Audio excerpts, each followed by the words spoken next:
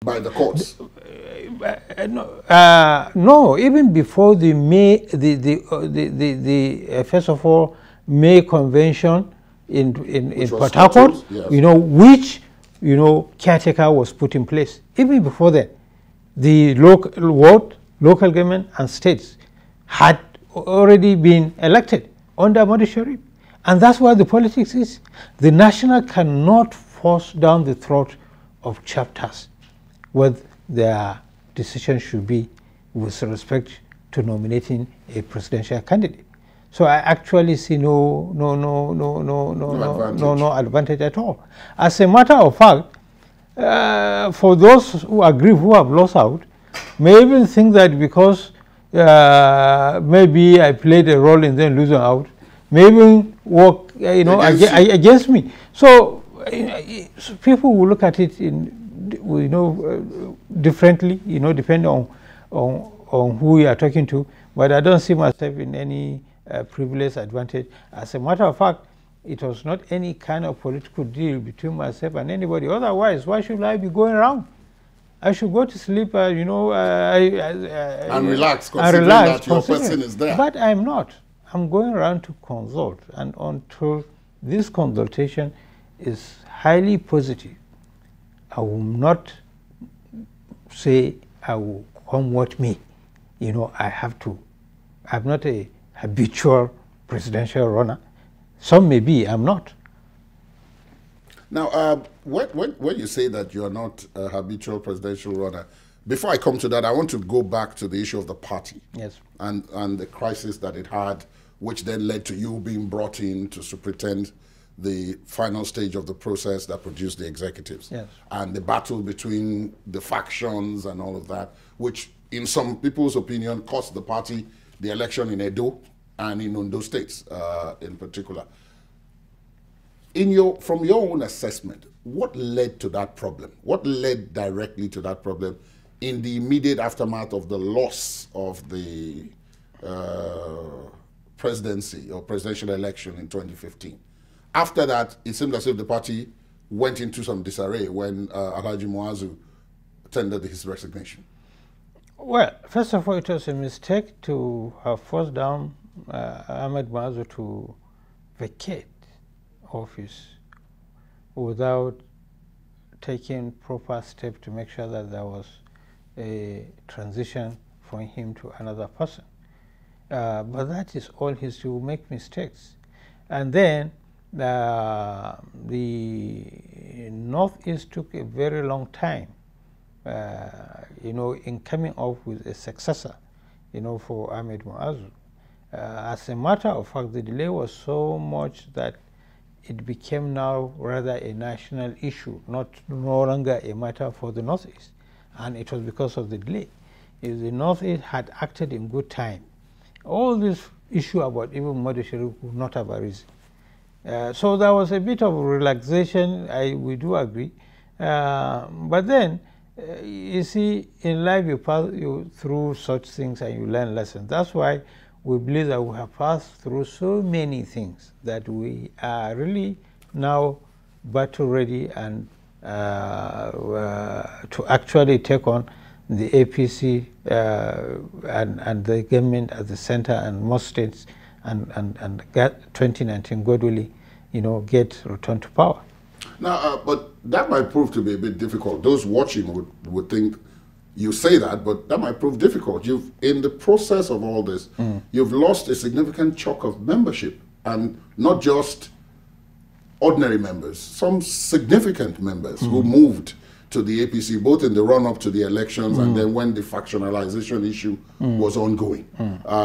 You lost a number of members. So when you say that you're now battle ready to face the APC in 2019, what gives you that confidence? Well, we have passed through our troubles. APC is beginning to get into its own troubles. How? And how is their Congress going on? Well, they've completed the Congress in many places. You think that is the end of it? And what are you hearing from the states? Well, imposition, writing of names. And you think politicians will just sit back and take that?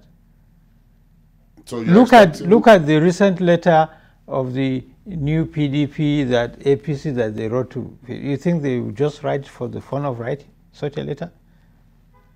Look at the inability to hold a simple gubernatorial primary in Ekiti. Look, what happened to us will ultimately happen to APC. And it will happen to APC at the time when they can do nothing about it. So that's why I said we are comfortable. And we are not sleeping.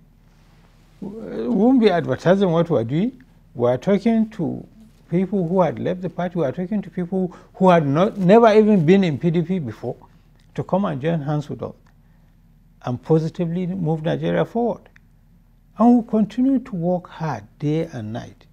What we are doing may not be visible to the naked eye, but you see, you must have a very, very strong foundation. You must achieve certain level, of cohesion, of, mobilization before it blows up and you see, people will see how far we've gone.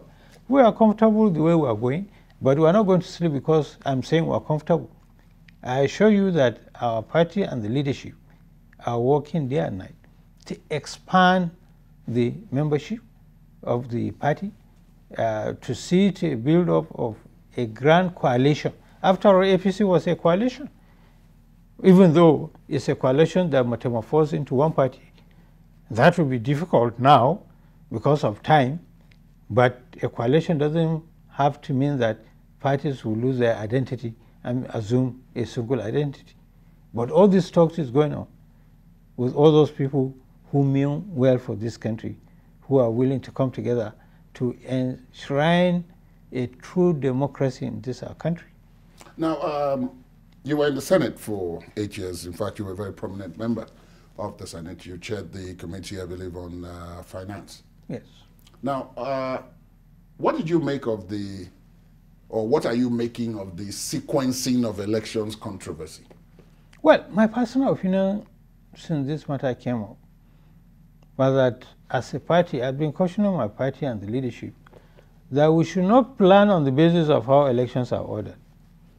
We should plan on the basis that we are communicating to Nigerians that no matter how elections are ordered, we are in a good position to win.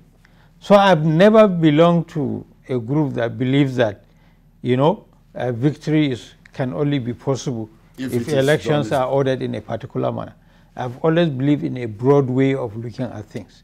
So personally, it should be immaterial how elections are ordered. What is material is what am I doing to communicate with Nigerians in such a way that when they go to the ballot, they vote our party.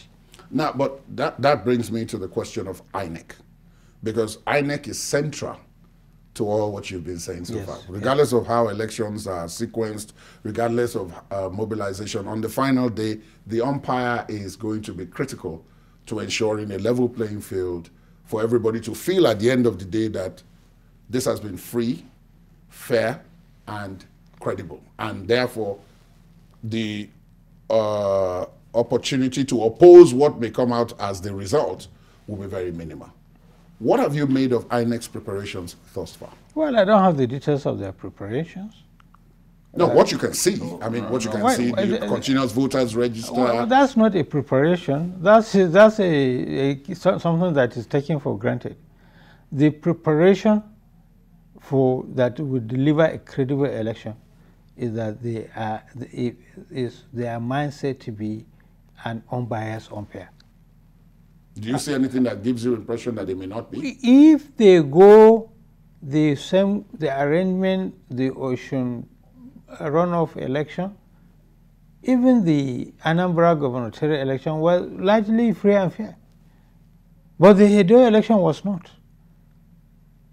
The Federal House of Election in Katsina, even though repeated on court order, was not. So it's a mixed kind of situation. But they must know that a national election is more important than a standalone election. And it is about the fate of this country. If INEC under Jega had not, with all the reservations that PDP had, but you still cannot take it away from them that they largely ran an election that was a good election, so to say. We had our own reservation. For example, in areas of heavy turnout, suddenly the card readers were not working. And areas of PDP strength, card readers were working. All these are technical ways of rigging. You mean areas of APC strength? Areas of APC strength, card readers will not work. Areas of PDP strength, card readers will work. Then you see heavy voting in areas that card readers did not work, they were asked to do manual. This must never repeat itself. If we are going to use card readers must work everywhere. If we are not going to use card reader, then we should not use card reader at all anywhere. So what happened in 2017 must never repeat itself in 2019. Also, I'm urging INEC, I know a number of them, they are men of integrity and honor, but they must also be careful, because some of them talk, and I don't like what I'm hearing, what they are talking about. What are they talking about? I would not say that, because some of them that I know, if I see them, I can tell them, look, be careful what you say or what you discuss, especially if before now you are not in INEC, now you have found yourself in INEC, and you are given an opinion of likely outcome. How can an umpire before some? I'm telling you some. There are not many, I'm not talking of all of them. And all I'm saying is that they should be extremely careful and know that they are, and they should be an unbiased umpire. Not only Nigerians, the whole world, their eyes are on them. So by body language or whatever, they must never give the impression that they have a preference among the political players.